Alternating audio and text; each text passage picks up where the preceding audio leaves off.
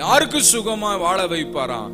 கர்த்தருடைய நாமம் பலத்த துருகம், நீதிமான் அதற்குள்ளே ஓடி வந்து எப்படி இருப்பானா?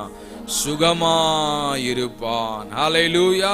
கர்த்தருடைய நாமத்துக்குள்ள வந்த பிள்ளைகளுக்கு, இஸ்ரவேலின் தேவனாகிய செட்டைகளுடைய மறைவிலே வந்த ஜனங்களுக்கு என்ன கிடைக்குங்க? சுகமான வாழ்க்கை கிடைக்கும்.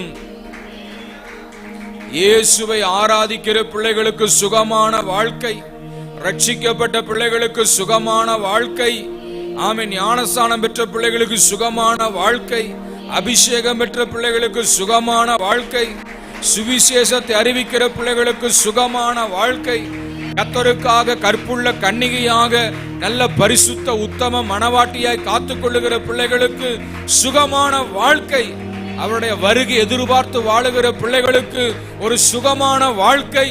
உங்களுக்கு எனக்கும் தேவன் அந்த காலைவேளை வாக்கு பண்ணுகிறார், நான் உங்களை சுகமாய் வாழ வைப்பேன். அல்லேலூயா.